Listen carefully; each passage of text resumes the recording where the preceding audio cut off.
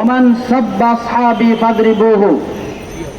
সংগ্রামী সাথী ও বন্ধুগণ, ইসলামী ঐক্যজোট কর্তৃক আয়োজিত প্রতিবাদ ও বিক্ষোভ সমাবেশে উপস্থিত রয়েছেন কারা নির্যাতিত মজলুম আলেম দ্বীন ইসলামী ঐক্যজোটের সংগ্রামী মহাসচিব আল্লামা মুফতি সাখাওয়াত হোসেন রাজি।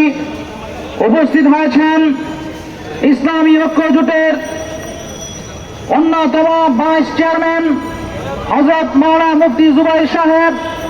উপস্থিত হয়েছেন অন্যতম ভাইস প্রেসিডেন্ট হযরত মাওলানা মুফতি জসিমউদ্দিন সাহেব সহ কেন্দ্রীয় নেতৃবৃন্দ।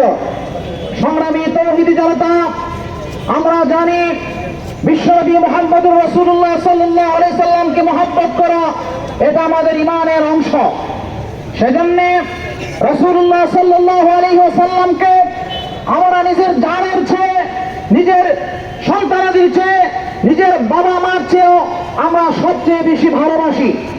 সেজন্য বিশ্বনবী মুহাম্মদুর রাসূলুল্লাহ সাল্লাল্লাহু আলাইহি ওয়াসাল্লামের বিষয়ে পৃথিবীর যে কোনো জায়গায় যে কোনো কুলাঙ্গার রাসূলুল্লাহ সাল্লাল্লাহু আলাইহি সাল্লামকে কটূক্তি করবে, এর প্রতিবাদ করা এটা আমাদের ঈমানের দায়িত্ব। কোন মুমিন মুসলমান যদি নামে মুসলমান হিসেবে থাকে, এর কোনো প্রতিবাদ করে না, তারা রাসূলের উম্মত হওয়ার যোগ্যতা রাখে না, তারা রাসূলের দুশমন। সাম্প্রতিককালে ভারতের ইহুদি কর্তৃক মুহাম্মদুর রাসূলুল্লাহ সাল্লাল্লাহু আলাইহি ওয়াসাল্লামের উপরে যে কটূক্তি করেছে, বাংলাদেশ নয়, ইন্ডিয়া নয়, সমগ্র বিশ্বের মুসলমানদের অন্তর আগুন জ্বালিয়ে দিয়েছে। সেই জন্য ভারতের প্রতিবাদ হয়েছে। বাংলাদেশের ইসলামী ঐক্যজোট, সত্যনবগঠিত ঐক্যজোট নবীর দুশমনদের বিরুদ্ধে প্রথম কর্মসূচি পালন করে এই ঘোষণা দিচ্ছে। বিগত দিনে মুফতি আমিনী রহমাতুল্লাহ আলাইহি যেভাবে পৃথিবীর যে স্থানে যেখানে নাস্তিক মুরতাদদের আবির্ভাব হতো, বিশ্বনবীর দুশমনরা আবির্ভাব হতো, যেমনি ভাবে বাংলাদেশ থেকে তিনি প্রতিবাদ করেছে। ইসলামী ঐক্যজোট সেই ধারাকে অব্যাহত রেখেছে। যতদিন পর্যন্ত এই নাস্তিক কুলাঙ্গারকে গ্রেফতার না করা হবে, বাংলাদেশ সহ সমগ্র বিশ্ব মুসলিমকে ঐক্যবদ্ধভাবে আন্দোলন সংগ্রাম চালিয়ে যাওয়ার জন্য ইসলামী ঐক্যজোটের পক্ষ থেকে আমরা উদারত আহ্বান জানাচ্ছি। বাংলাদেশ আমাদের উপদেষ্টা পরিষদকে আমরা লক্ষ্য করে বলতে চাই, আপনারা সংস্কার কাজে নিয়োজিত।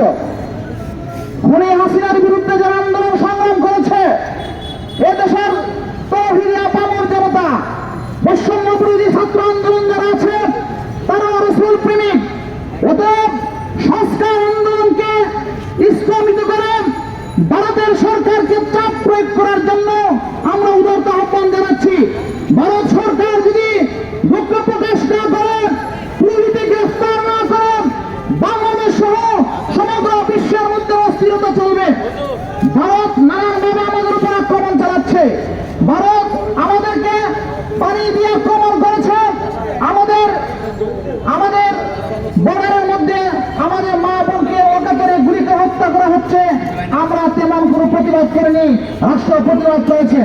বিশ্বনবীর উপরে যে আক্রমণ করেছে, ভারত যদি এর যথাযথ ব্যবস্থা গ্রহণ না করে, ইনশাআল্লাহ ভারত টুকরা টুকরা হয়ে যাবে। যতদিন পর্যন্ত এ স্বাধীন সার্বভৌমত্ব বাংলাদেশ সহ এই এশিয়াতে ইসলামী পতাকা উড্ডয়ন না হবে, ততদিন ইসলামী ঐক্যজোট ইনশাআল্লাহ কাজ চালিয়ে যাবে। এই লড়াইয়ে, আগামী দিনের লড়াইয়ে স্বতঃস্ফূর্তভাবে শরীক তার উদারত আহ্বান জানিয়ে আমি আমার বক্তব্য এখানে শেষ করলাম।